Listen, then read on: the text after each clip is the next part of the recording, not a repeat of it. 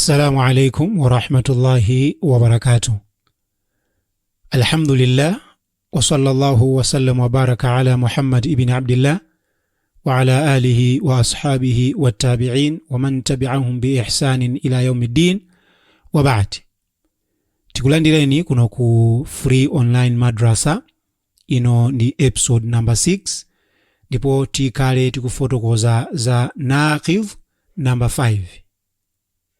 Naqidh imeneyi ikutambasula kuti man abghadha shay'an, aliyense amene anganyasidwe ndi chilichonse, shay'an chilichonse, mimma jaa bihi rasulullahi sallallahu alayhi wasallam, muzimene anabwera nazo mtumiki wa Allah sallallahu alayhi wa alihi wasallam. Iweyo kunyasidwa ndi chilichonse chimene mtumiki wa Allah sallallahu alayhi wa alihi wasallam anabwera nacho. Apa tikukamba chilichonse chimene chili mu Qur'an komanso chimene chili mu sunna ya mtumiki wa Allah sallallahu alayhi wasallam. Iweyo kungonyasidwa ndi chimenecho. Walau amila bihi, angakhale kuti munthu uja kumachipanga koma mmene akuchipangamo akunyasidwa nacho, faqad kafar, munthu amene watani wakanira. Ulaziswali kasanu pa tsiku, ulazisala mwezi wa Ramadhani, ulazipereka zakati, ulazipita ku haji, koma kungonyasidwa ndi china chake muzimene Allah wavumbulutsa mu Qur'an komanso zimene mtumiki wachita mu sunna yake kapena kutifotokozera kapena kutiphunzitsa kumene. Wadalilu qawluhu ta'ala, umboni wake tikupeza mu kufotokoza kwa Allah subhanahu wa ta'ala mu sura 47 aya 9 komanso 26. Mene mu Allah kunena kuti chani? Dhalika bi annahum karihu ma anzala Allahu. Izozo zili choncho pachifukwa chonena kuti iwo karihu amanyasidwa ma anzala Allahu, ndi zimene Allah adavumbulutsa. Fa ahbata a'malahum, choncho Allah anazifafaniza ntchito zawo zonse. Ndi wina aliyense amene angamanyasidwe ndi china chake muzimene Allah subhanahu wa ta'ala wazivumbulutsa komanso zimene mtumiki waziphunzitsa, munthu amene yoyo ndi kafir.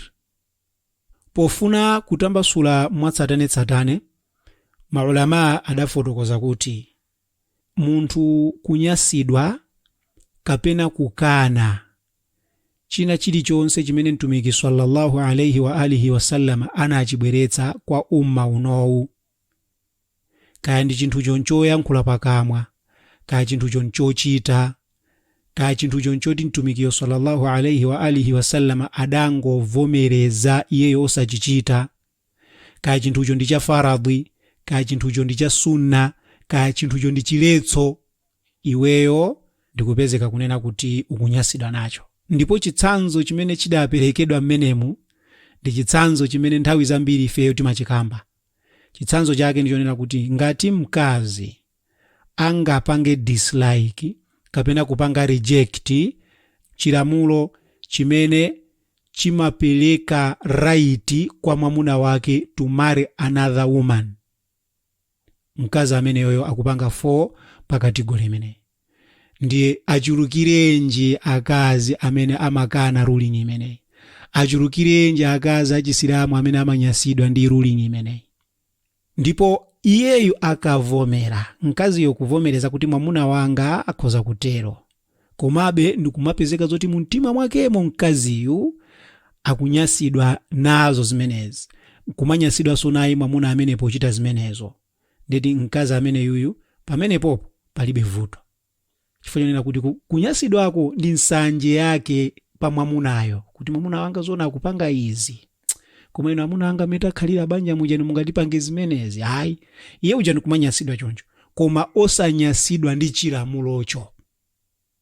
Kamenepo tikumvana, osanyasidwa ndi chilamulocho, iye ndikumanena kuti izi zimenezo zibe ntchito, kama muzapanga kaya sinapanga ine zimenezo sandikhudze.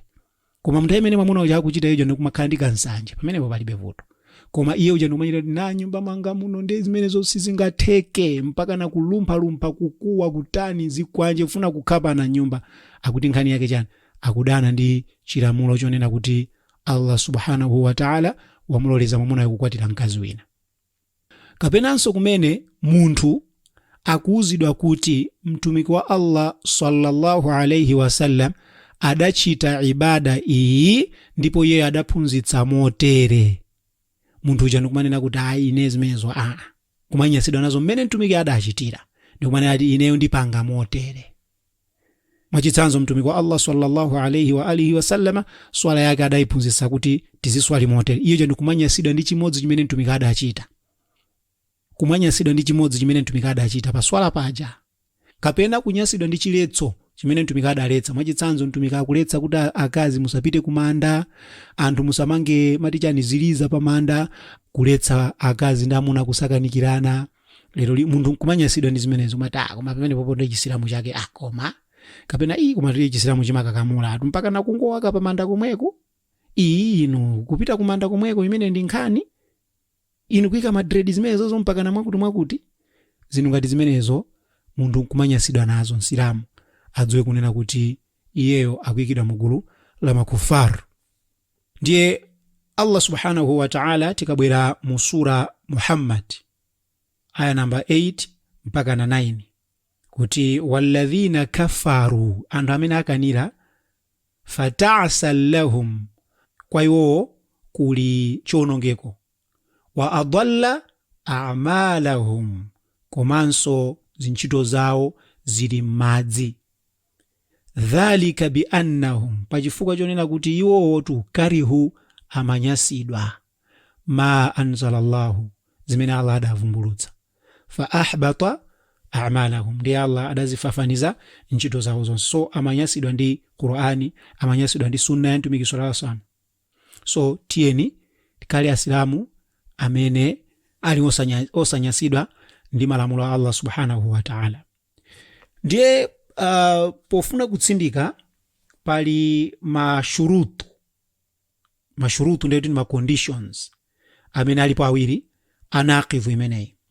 Condition yamba ndiyo kuti munthu azindikire kuti chinthu chimene iwo akuchipanga reject kapena kuchipanga dislike ndi chinthu chimene chatsindikizidwa ndi sharia, Qur'ani ndi sunna.